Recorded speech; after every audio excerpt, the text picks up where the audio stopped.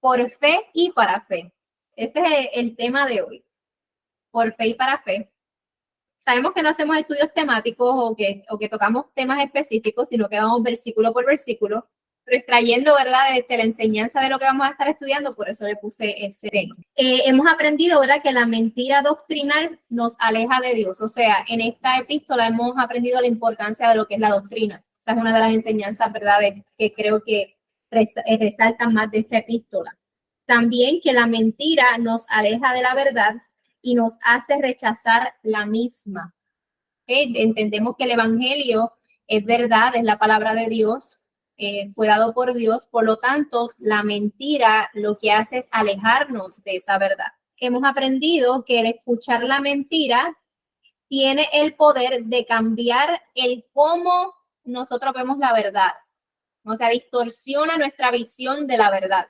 Cuando escuchamos la mentira, a veces hasta la verdad se nos hace difícil de creerla, porque la hemos escuchado tanto. También hemos aprendido que toda doctrina contraria a la gracia nos aleja de Dios, aunque la persona que traiga la doctrina lo haga con la Biblia abierta, ¿verdad? Si esa doctrina es contraria a lo que enseña el evangelio, la palabra de Dios, entonces de lo que hace es alejarnos de Dios. Otra de las enseñanzas es que la falsa doctrina hace que nos alejemos de Dios y nos acerca al padre de la mentira, nos aleja del camino. También el propósito de la falsa enseñanza es crear confusión y desorden.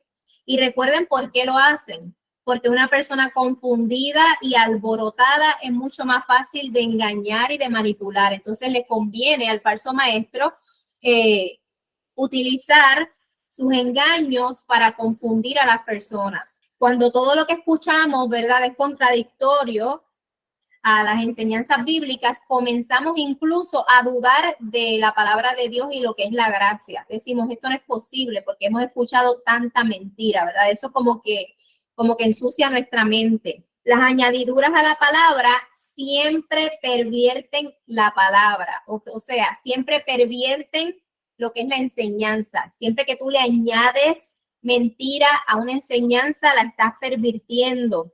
Y sabemos que no podemos añadirle algo imperfecto a lo perfecto. Lo perfecto no necesita añadidura. Y como lo que el evangelio es de Dios, es perfecto. El plan de Dios es perfecto. No le podemos añadir algo imperfecto, o sea, algo que viene de nosotros, a algo que ya es perfecto. También aprendimos que nadie tiene derecho de añadirle absolutamente nada al evangelio, sin importar el cargo o el puesto que ocupe tal persona. Tampoco sin importar si es un ser angelical o un ser humano. Nadie puede y nadie tiene la autoridad para cambiar el mensaje del evangelio. Y eso es muy importante que lo tengamos claro, porque una de las manipulaciones del falso maestro es que no puedes tocar el ungido de Dios, no puedes llevarle la contraria a la persona, no puedes hacer esto y aquello y lo otro. Aprendimos, ¿verdad?, lo que pasó con Pablo, que confrontó a Pedro. También, ¿verdad?, hemos aprendido poco a poco cómo cuando le servimos a Dios no nos importa lo que digan los hombres. ¿Por qué? Porque le servimos a Dios. Ni aún los apóstoles de Cristo, ¿verdad?, que se les fue encomendada la tarea de darnos la revelación escrita de Dios, ni aún ellos mismos podían cambiar el evangelio. Entonces aquí estamos viendo que si ellos no podían, si un ángel no puede, mucho menos nosotros. Y ni Dios mismo cambia el evangelio. ¿Por qué? Porque Dios no tiene sombra de variación. Dios no cambia de parecer. Dios, ¿verdad? Entendemos que cuando Él dice algo, Él así lo hace. O sea que la doctrina, una vez dada, jamás puede ser cambiada. ¿Cuándo puede ser cambiada? Nunca, jamás. O sea, nadie la puede cambiar. ¿Por qué? Porque esa doctrina es el fundamento de la iglesia. Y recuerden que todo edificio tiene un solo fundamento. Entonces, cuando cambiamos la doctrina, cambiamos el fundamento o le añadimos otro fundamento, estamos haciendo otra cosa. No es el evangelio de Cristo, es un nuevo evangelio. Por eso que Pablo dice, ¿verdad?, que son falsos esos evangelios. ¿Por qué? Porque su fundamento es diferente y existe solamente un fundamento. Otra cosa muy importante que debemos de tener en mente todo el tiempo es que no debemos intentar cambiar la doctrina sin importar, mis amadas hermanas, las experiencias personales que ustedes tengan, ni las visiones, ni los sueños, ni las sensaciones, ni las emociones, ni lo que sientas, ¿verdad? Ni voces, ni apariciones angelicales. Precisamente eso fue lo que dijo Pablo, ni aunque un ángel del cielo aparezca, ¿verdad? Ni tampoco nada que venga de nosotras mismas. La doctrina es una y no cambia, porque el Dios que la dio es uno y no cambia. La doctrina jamás cambia. Eso de que Dios me reveló, Dios me dijo, lo usan los manipuladores para cambiar la doctrina y cambiar el evangelio de Cristo. Entonces es un solo evangelio, una sola doctrina, es una sola verdad, es un solo Salvador, y ese Salvador ya dejó todo, ¿verdad? Escrito a través de los profetas y los apóstoles, todo lo que nosotros debemos saber. Debemos siempre mantenernos en la palabra. Esa es la clave para mantenernos en la doctrina fiel. Si salimos de la palabra y nos dejamos llevar por nuestros sueños, por nuestras emociones, por lo que nos dicen, por lo que se ve humanamente bien, vamos a cambiarlo todo. Porque recuerden, hasta los brujos sienten cosas, hasta los espiritistas, los que hacen vudú, todas esas personas sienten muchas cosas y sus experiencias les funcionan. O sea, ellos hacen cosas que parecen impactantes, pero aún así eso no lo hace correcto. Así que nuestras emociones, nuestras experiencias tienen que ser siempre filtradas por la palabra. No significa que no existan, porque Dios, ¿verdad? Obviamente trabaja con nosotras y nosotras somos seres emocionales, que a veces sentimos cosas y los sentimientos no son malos, pero si no los filtramos por la palabra, corremos el riesgo de que pase lo que pasó con los Gálatas y lo que ha pasado, ¿verdad? A través de la historia, porque ellos no son los únicos insensatos. A veces leemos, uy, esos Gálatas que eran brutos, ¿cómo se dejaron engañar? Y esas a veces somos nosotras, aún en la doctrina correcta, hay cositas a veces que quedan por ahí, esa levadura que queda por ahí, que a veces viene de nuestras emociones o de lo que hemos escuchado. Así que nosotros no somos diferentes a los Gálatas, sino que más bien tenemos que cuidarnos, ¿verdad? De no caer en esa trampa que ellos cayeron, que sonaba y se veía muy bien a los ojos humanos. Entonces, otra cosa que aprendimos es que el mensaje del evangelio puede lograr que seamos aborrecidos, ¿verdad? Por los demás. Es que nos gusta decir que solamente por gracia, que solamente el Señor, que la gloria es de Él, eso no le gusta al hombre. El hombre siempre quiere aportar algo. Y si vamos al Edén, recuerda que hizo Adán y Eva. Se vistieron rapidito. Ellos pensaban que ellos podían cubrir su desnudez, la vergüenza que tenían con esas hojitas y con esos trapitos que se hicieron. Pero no, el Señor tuvo que venir y vestirlos a ellos, ¿verdad? ¿Por qué? Porque no hay nada que nosotros podemos hacer que sea suficiente para cubrir esa vergüenza y ese pecado. Y así desde el Edén hasta ahora, ¿verdad? Continuamos actuando de la misma forma. Es necesario, mis amadas hermanas, que nos enfoquemos en agradar a Dios y no a los hombres. Siempre, ¿verdad? Que escuchamos estas doctrinas falsas es que usualmente estamos tratando de agradar al hombre, no necesariamente al hombre allá, a este que está aquí. O sea, estamos tratando porque a veces decimos, ay, yo no agrado a los hombres, yo no agrado a las personas a mi alrededor, pero me quiero agradar a mí, porque me siento bien, porque me hace sentir más espiritual, porque esa experiencia sonaba muy bonita. Entonces, no debemos agradar al hombre, eso nos incluye a nosotras mismas, que lamentablemente a quien queremos agradar más es a nosotras mismas. Es raro que queramos agradar al vecino. Y lo podemos ver con lo que pasó con Pedro. Dice claramente en el texto que él lo hizo por miedo a ellos. O sea, el miedo es algo como no quiero que me pase algo a mí, no quiero que me persigan a mí. No lo hizo por amor a los judaizantes. Él actuó hipócritamente por miedo, o sea, por amor propio. Y eso es lo que sucede, ¿verdad? Que a veces no queremos estar puestas en situaciones incómodas por el amor que nos tenemos a nosotras mismas. Así que no pensemos que esto se trata, ¿verdad? De que, ay, yo amo al prójimo. No, el corazón es muy engañoso y te hace creer que tú lo haces porque amas a tu prójimo. No, mi hermana, te amas a ti, no te quieres poner en esa situación incómoda. Entonces, eso de que no queremos, ¿verdad? Agradar a los hombres comienza por aquí. No quiero agradarme ni a mí misma. Tengo que negarme a mí misma. La palabra dice, ¿verdad? Que tomemos esa cruz y que nos neguemos a nosotros mismos. ¿Por qué? Porque nuestro mayor tropiezo en nuestra vida somos nosotros mismos. Lo que yo pienso, lo que yo creo, lo que yo siento, es nosotros. A pesar de que los demás nos influencian, lo hacemos por beneficio propio. Y eso es lo más peligroso de todo eso. A veces decimos, no, pero es que yo no quiero decir eso porque no los quiero incomodar a ellos. No, lo que tú no quieres es no incomodarte a ti porque ellos te van a acusar. Entonces no te quieres poner en esa situación. No es porque lo amas a ellos, es porque te amas demasiado a ti. Entonces el corazón, ¿ves qué engañoso es? Te hace ver como que amas a tu prójimo, pero es a ti que te amas. Es muy, muy peligroso. Vamos ahora a entrar al capítulo 3, ya que, ¿verdad?, dimos ese breve repaso de todas las enseñanzas que hemos extraído de Gálatas. Esta epístola es tan rica, ¿verdad?, en conocimiento, y podemos aprender tanto del evangelio, tanto, ¿verdad?, de la falsa doctrina y de cómo afrontarla, que parece que no terminamos, ¿no? Apenas por el capítulo 3. ¿Quién lee? Del versículo 1 al 5. Oh Gálatas insensatos, ¿quién os fascinó para no obedecer a la verdad, a vosotros ante cuyos ojos Jesucristo fue ya presentado claramente entre vosotros como crucificado? Esto solo quiero saber de vosotros. ¿Recibisteis el Espíritu por las obras de la ley o por el oír con fe? ¿Tan necios sois? Habiendo comenzado por el Espíritu, ¿ahora vais a acabar por la carne? ¿Tantas cosas habéis padecido en vano? Si es que realmente fue en vano. Aquel pues que os suministra el Espíritu y hace maravillas entre vosotros, ¿lo hace por las obras de la ley o por el oír con fe? Gálatas idiotas, le dijo Pablo. O sea, Pablo no estaba contento. Comienza a hacerle preguntas retóricas, como que piensa, no seas brutito, piensa. Eso es lo que Pablo le está diciendo aquí. Y a veces suena, ¿verdad?, muy, muy duro, pero así es que se afrontan, ¿verdad?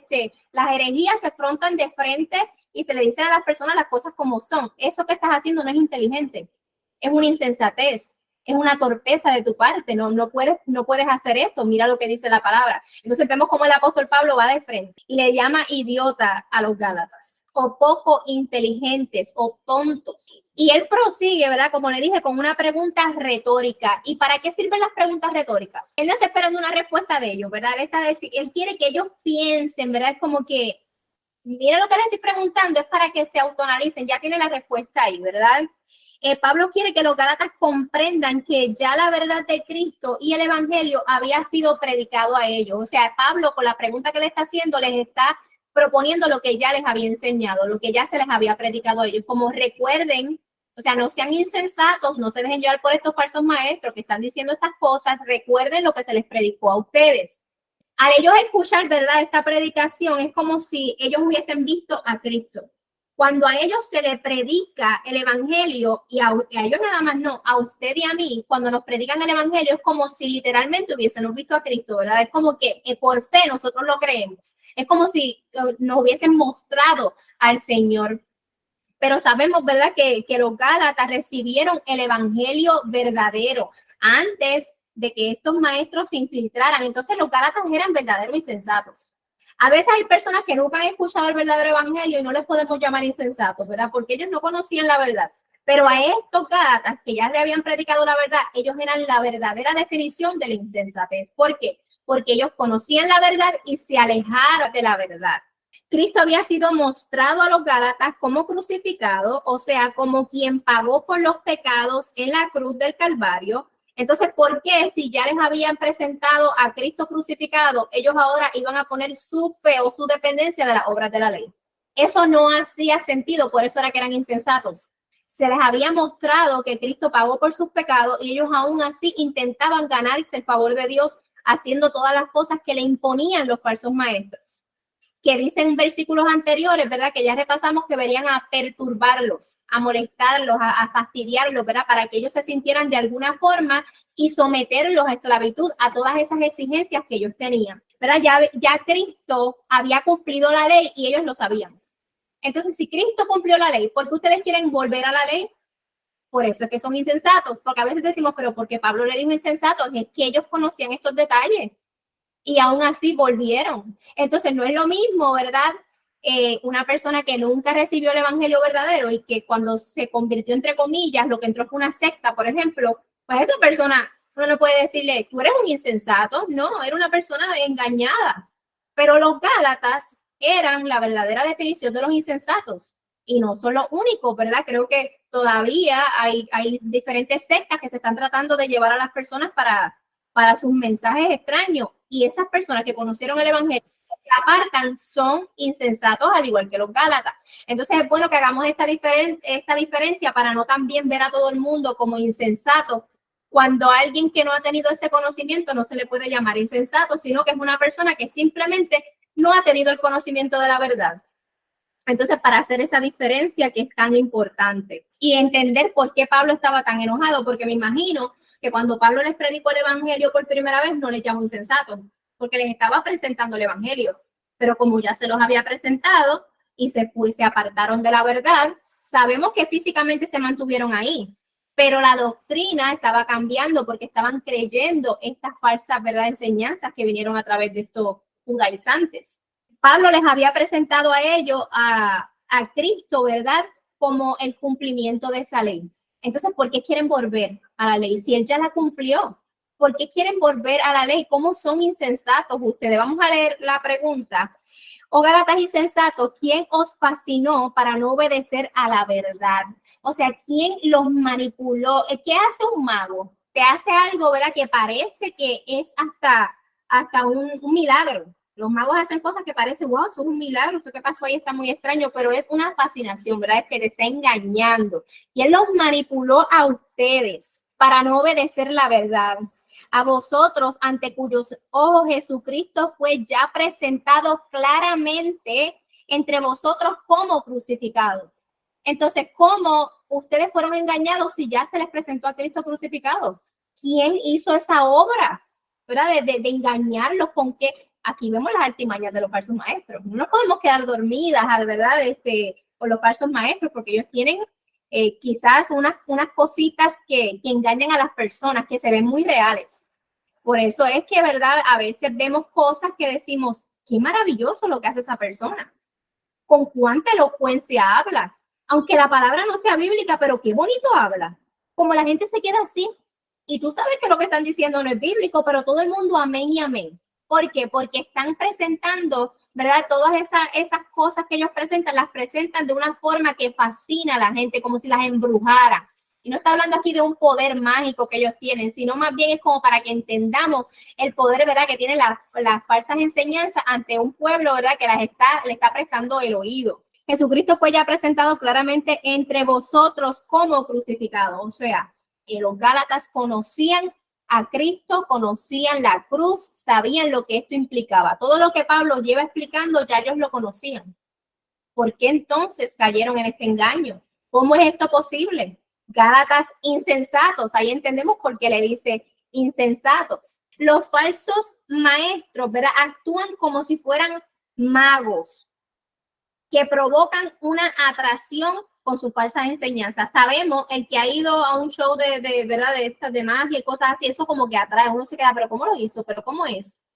Y asimismo, estas falsas enseñanzas estaban atrayendo a los gálatas, ¿verdad? Sabemos que no es una iglesia, es una región, un grupo de varias iglesias. Eso también nos indica que esto se estaba esparciendo, ¿verdad? Que no fue que se quedó en una iglesia y Pablo estaba reprendiendo una iglesia, no, está reprendiendo a toda una región. Los falsos maestros se valen de trucos, de manipulación, con la intención de hacer que sus oyentes no oigan la verdad, de desviarlos de la verdad. Porque ustedes pueden notar que el falso maestro casi siempre utiliza la verdad y le infiltra una mentira, como Satanás en el huerto, ¿verdad? Cuando vino donde Eva, él no dijo Dios es horrible, no le hagas caso a lo que dice a Dios, no, él no lo dijo así rápido. Él comenzó haciéndole una pregunta e inyectó un poquito de mentira.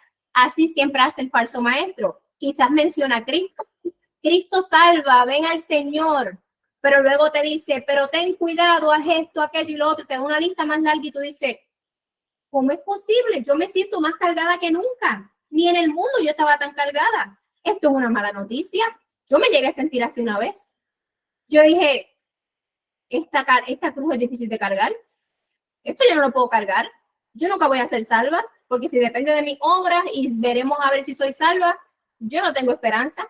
Yo llegué al momento de decir eso, porque reconocía que lo que me estaban pidiendo era absurdo, ¿verdad? ¿Cómo me vas a sacar de una vida quizás alborotada, una vida llena de pecados, y vas a decir, toma, tienes salvación, pero ahora te toca a ti, con tus propias fuerzas, cargar tu salvación y ten cuidado que te pierdes.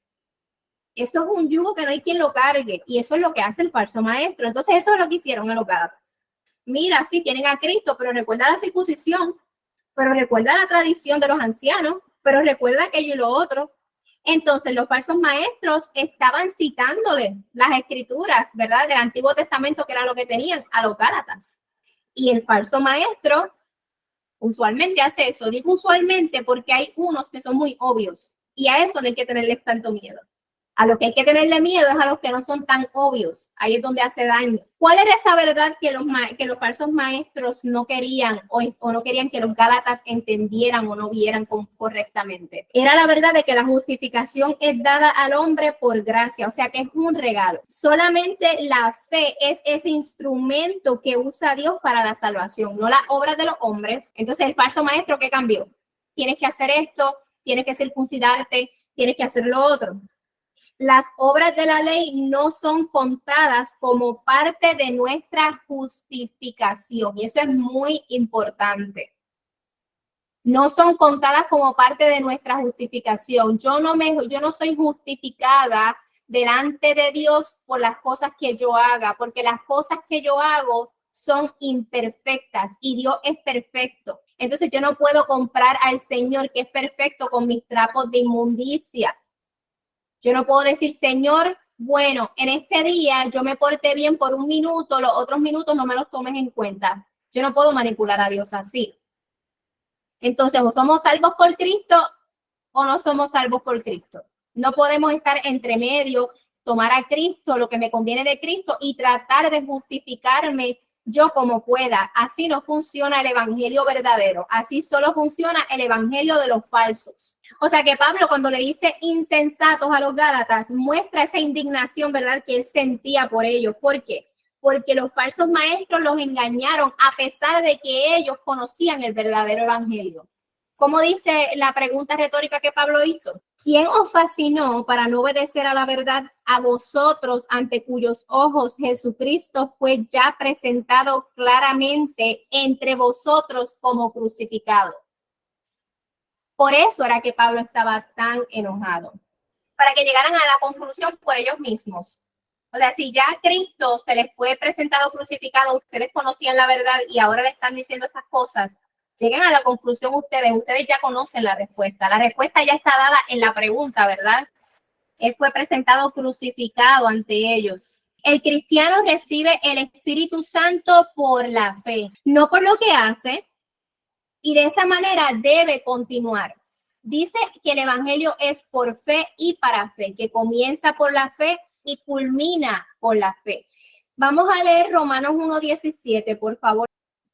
Pues el evangelio nos muestra de qué manera Dios nos hace justos. Es por fe, de principio a fin.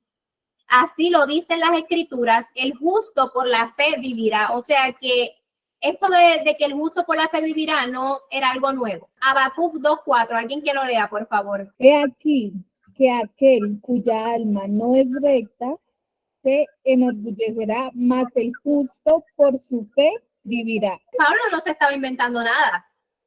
Aún estos judaizantes tenían, ¿verdad?, acceso a todas estas cosas. La palabra estaba ya ahí escrita. Sabemos que lo conocemos nosotras como el Antiguo Testamento, pero eso era lo que tenían en esos tiempos. El Nuevo Testamento no estaba todavía, ¿verdad?, escrito ni nada de esto. Apenas se comenzaban a repartir las diferentes cartas. Y aquí Pablo en Romanos está citando el Antiguo Testamento, dejándole saber, esto siempre ha sido así. Todos los hombres que han sido justificados han sido por su fe. ¿Y qué es esa fe? La confianza en Dios, en sus promesas, el saber esperar en el Señor, esa certeza de lo que tú no ves, pero que estás convencido de que, ¿verdad?, de que así será. ¿Por qué? Porque confías en quién es Dios. Entonces, el evangelio no es algo nuevo, no era algo, ¿verdad?, nuevo, una nueva historia que salió de la nada. No, es el cumplimiento de las promesas.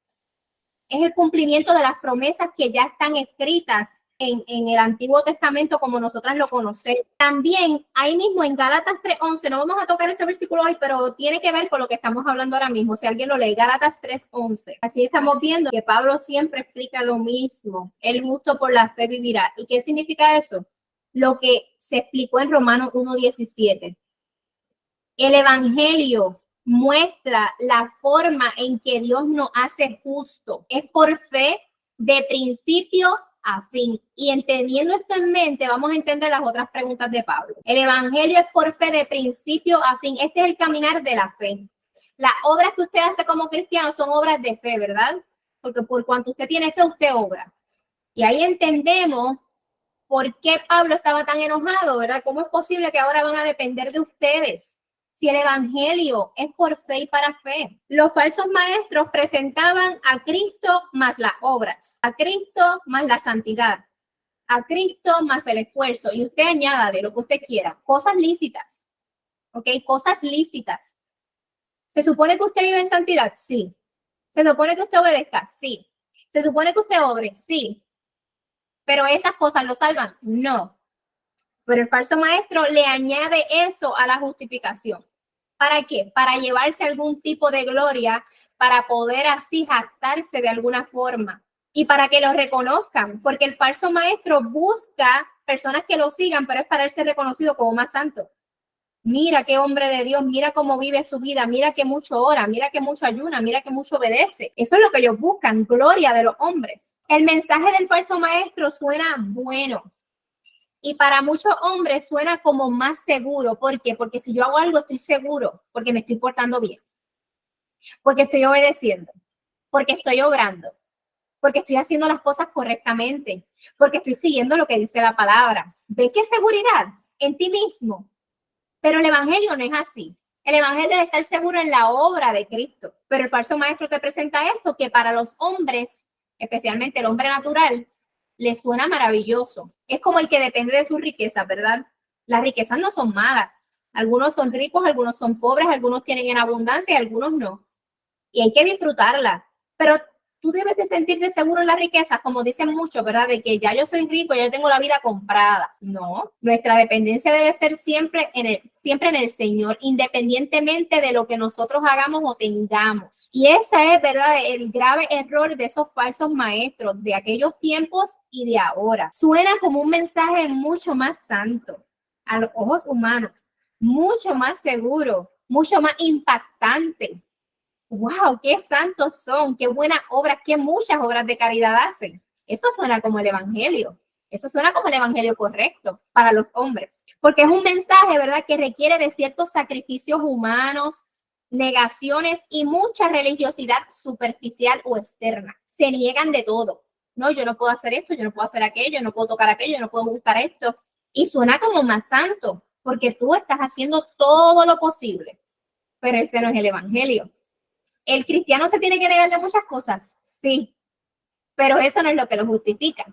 Entonces ahí estamos viendo qué complicado puede ser esta situación porque parece legítimo y parece hasta más santo ante los ojos de la religiosidad y hasta de las personas incrédulas. A veces un incrédulo ve a uno de estos religiosos y dice, wow, qué santos son ellos, porque superficialmente y hacen tantas obras de caridad que ellos dicen, wow, esas personas se ganaron el cielo.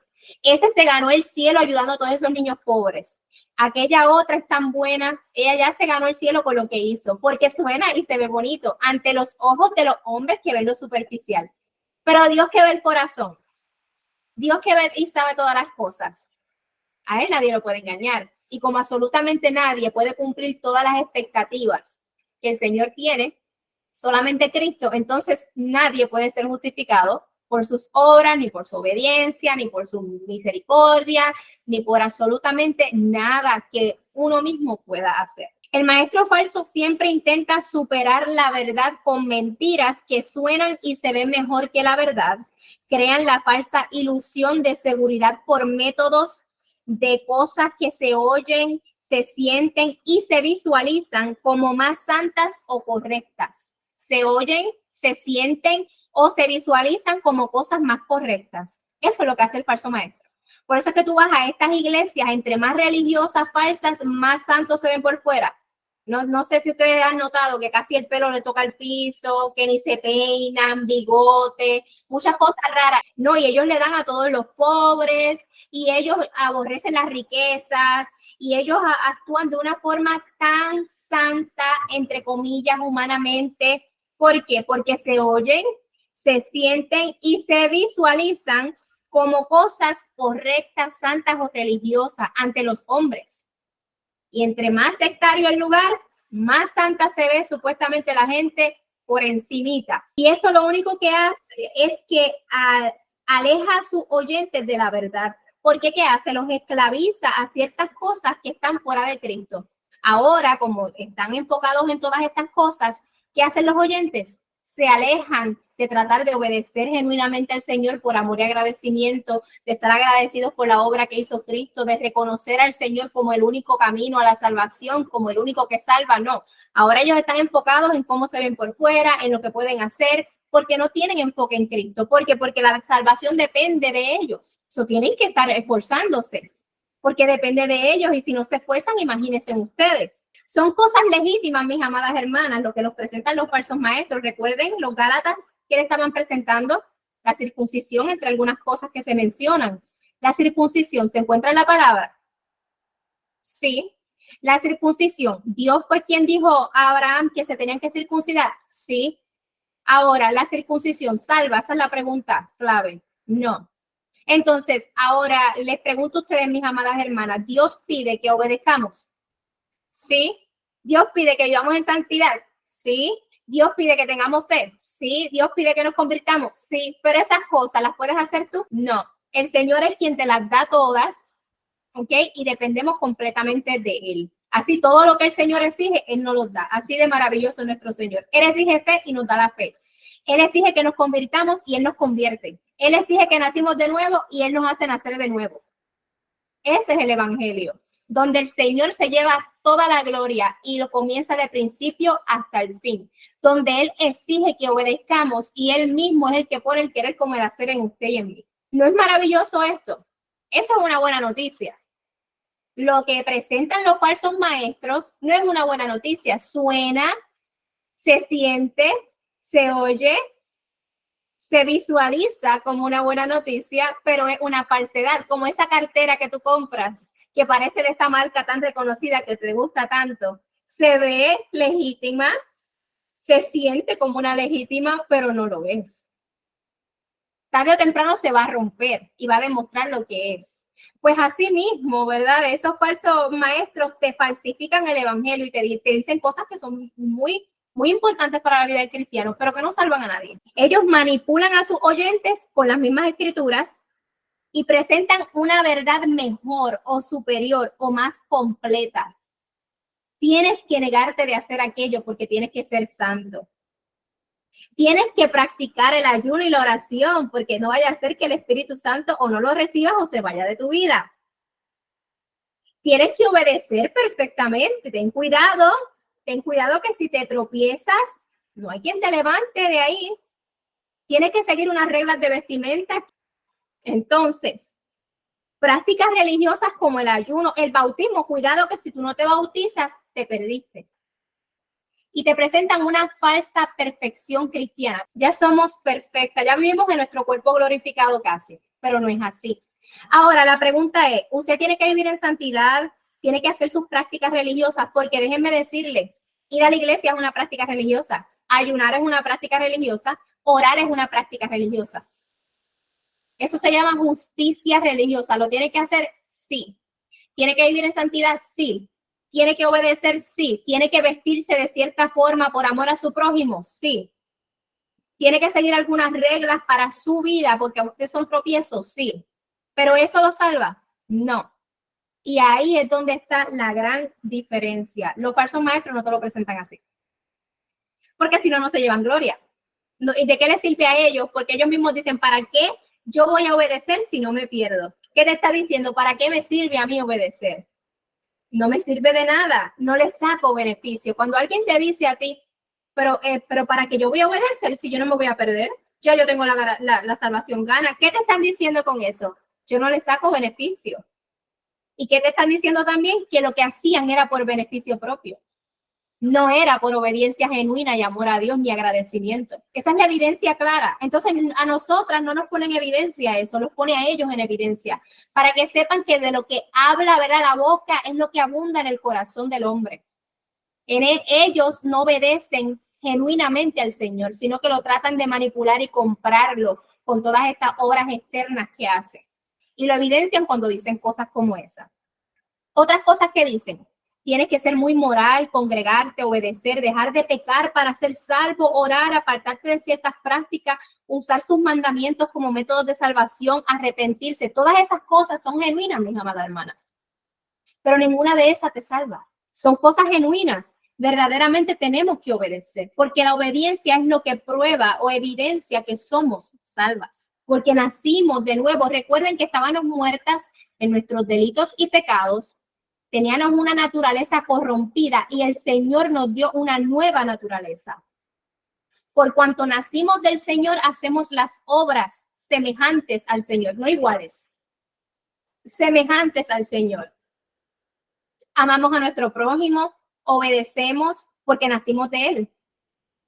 Y lo que tenemos en el corazón, eso es lo que damos.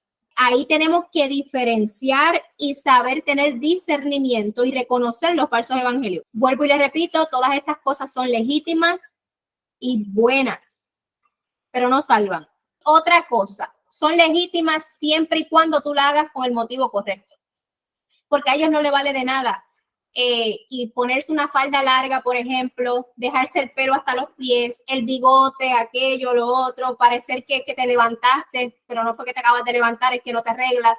De nada te vale eso. Si lo haces para manipular a Dios, si lo haces para agradar a los hombres, agradarte a ti misma y verte más santa, de nada te vale. Si tú lo haces para agradar a Dios, si tú lo haces con el motivo correcto, por amor a tu prójimo, por amor a Dios, entonces esas cosas son legítimas y podemos decir que vienen de Dios, que es Dios actuando en tu vida. Pero si no, no. Al añadir todas esas reglas o requisitos, los falsos maestros insinúan que seguir a Cristo no solo es ineficaz, sino que te hace un pecador. No solamente es ineficaz seguir a Cristo, sino que te hace un pecador, o sea, una persona que sigue la vida como está. Y creo que una de las objeciones más grandes de los falsos maestros. Vienen donde a ti te dicen, no es posible que somos salvos por gracia. Quiere decir que puedo hacer lo que me da la gana. O sea, tú eres uno más del montón. Así te tratan. Diciendo de esa forma que es verdad que el seguir a Cristo y el sacrificio de Cristo es ineficaz, o sea, que no te puedes salvar por completo. Y que eres un pecador que vives como te da la gana. O sea, que ellos ponen reglas para supuestamente evitar que seas un pecador, que vivas tu vida de pecador y evitar que te pierdas. O sea, poniendo sus reglas por encima del sacrificio de Cristo. ¿Ven cómo es un falso evangelio? Es un ídolo y es un pecado muy grande. Es un gran ídolo.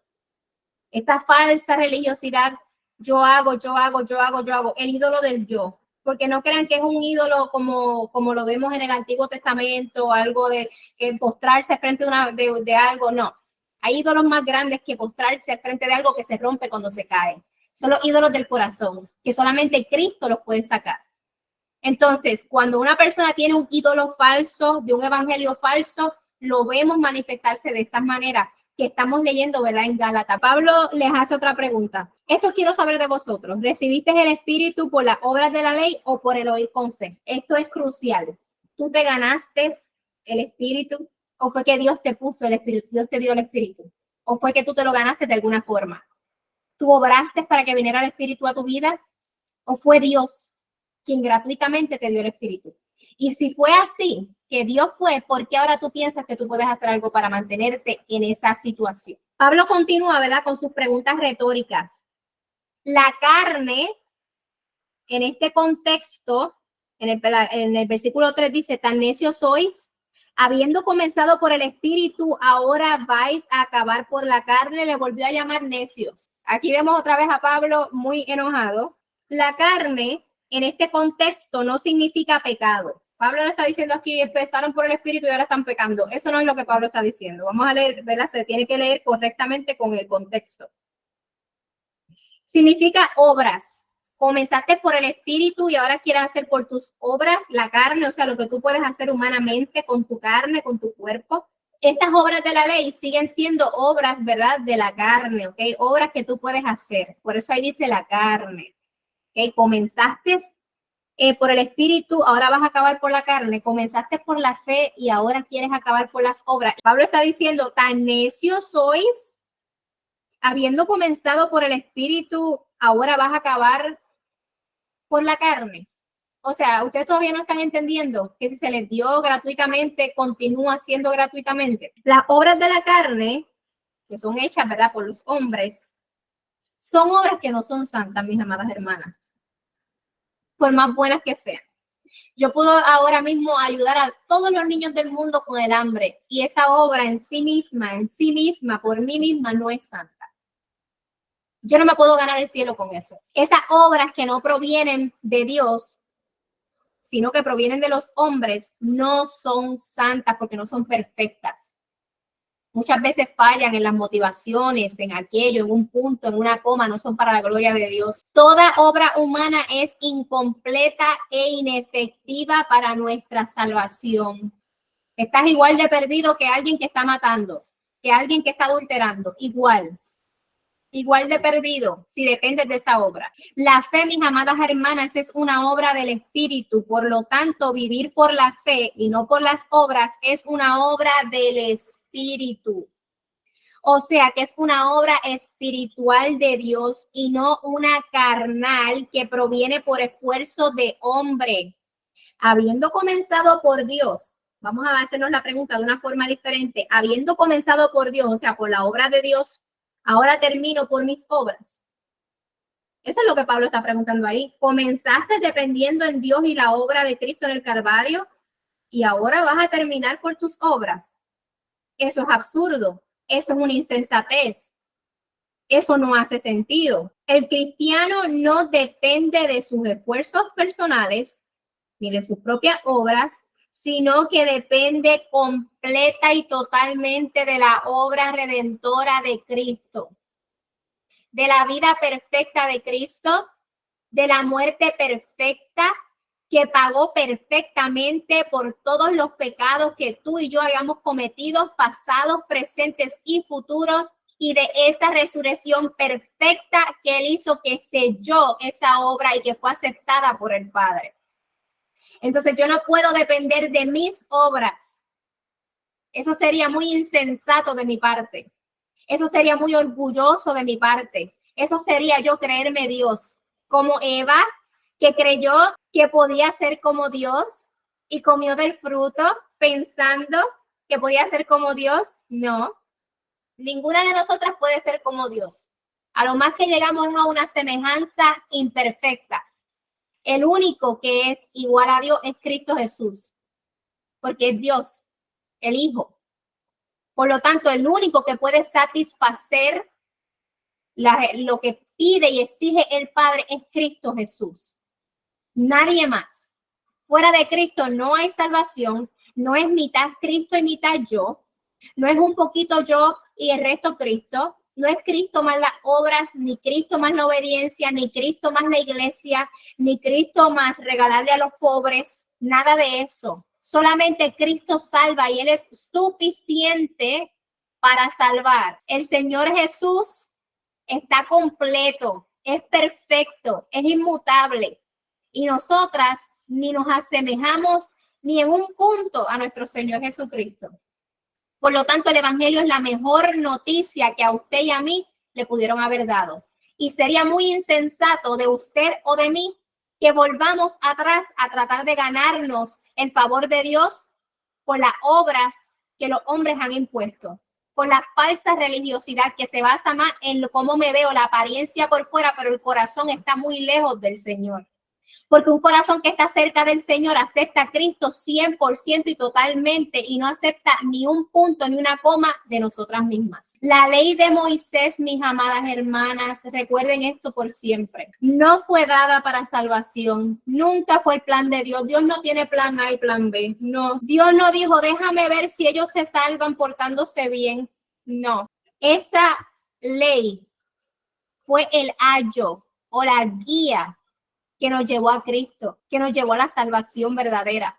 Cristo es nuestra salvación. La ley es quien conduce al hombre a Cristo. La ley te diagnostica y el evangelio te da la cura. Entendamos que cualquier añadidura a la verdad es una vil mentira y la mentira jamás nos puede llevar a Cristo. Al menos no el Cristo verdadero. Porque muchos tienen un Cristo falso, un ídolo que se crearon, un Cristo insuficiente, un Cristo mentiroso, porque dice que es por fe, pero luego te manipula y dice que si tú obras no te vas a salvar. Pero el Cristo de la Biblia no es. Quienes están en Cristo se mantienen en Cristo eternamente, porque la promesa es vida eterna. El evangelio es por fe y para fe, mas el justo por la fe vivirá. ¿Cómo sabemos que estamos en Cristo? Porque nos mantenemos en Cristo. No en nuestras obras, no en nuestra religiosidad, no en el yo. El yo se murió, el yo quedó enterrado, pero ahora no vivo yo, más Cristo vive en mí, porque Él pagó el precio que yo no podía pagar. La mentira siempre te va a alejar del evangelio, de la verdad. Ese es el peligro de la mentira, mis amadas hermanas. Alejarte de la verdad es alejarte de Cristo, porque Cristo es la verdad, la única verdad. Él es la verdad encarnada. Él es Dios tabernaculizado entre nosotros. Fuimos llamadas, mis amadas hermanas, a permanecer en Cristo. El que se aleja de Cristo es porque nunca estuvo verdaderamente en Cristo. Versículo 5. El último que vamos a cubrir hoy. Aquel pues que os suministra el Espíritu y hace maravillas entre vosotros, ¿lo hace por las obras de la ley o por el oír con fe? Otra vez, Pablo continúa con sus preguntas retóricas que se basan en lo mismo. ¿Cristo o las obras? ¿Cómo tú recibiste el Espíritu? ¿Cómo? ¿Te lo ganaste? Como dicen algunos grupos, ora y ayuna para que recibas el bautismo, como si Dios ya lo pudiera comprar. Ora y ayuna para que te ganes, para que venga el Espíritu Santo a ti, como si pudieras comprar. Y esto se ve hoy día en las iglesias de hoy día, con Biblia en mano, no la leen. Como si eso se dice hoy día en las iglesias, yo lo he escuchado. Yo he estado ahí presente cuando lo han dicho. Y te impulsan a ganarte el Espíritu, o sea, a comprarlo. Es con sus obras, es con su falsa obediencia. El Espíritu Santo nos fue dado por fe, no por nuestras obras. Y muchos grupos en estos tiempos todavía tratan de comprarlo, mis amadas hermanas. Escuchen detenidamente las predicaciones de las personas falsas. Y todo lo que hacen es tratar de comprar a Dios. Dan ofrendas para que Dios le dé bendiciones, como si Cristo no hubiese sido o no es la máxima bendición posible. Como si en Cristo no estuviéramos completas, como si con Él no nos dio todas las cosas. El Espíritu Santo es un don de Dios, es un regalo que no te ganaste, que no puede ser ganado y que no puede ser manipulado de ninguna forma. Nosotros como creyentes hemos recibido absolutamente todo de parte de Dios por fe. Y aún la fe es un don de Dios. Nadie puede sobornar o comprar a Dios. Las obras de la ley no te hacen más espiritual que nadie, ni más ungido. No hay niveles de unción. Todo lo recibimos de parte de Dios por la fe en la obra suficiente de Cristo. Todo. Eso incluye nuestra justificación, nuestra santificación y nuestra glorificación, principio a final. Todo el Señor lo cumplió por nosotras. ¡Qué sacrificio tan hermoso hemos recibido de parte de nuestro Señor Jesucristo! ¡Qué insensatos verdaderamente fueron los Gálatas! Gálatas insensatos. ¿Quién os fascinó para no obedecer a la verdad, a vosotros ante cuyos ojos Jesucristo fue ya presentado claramente entre vosotros como crucificado?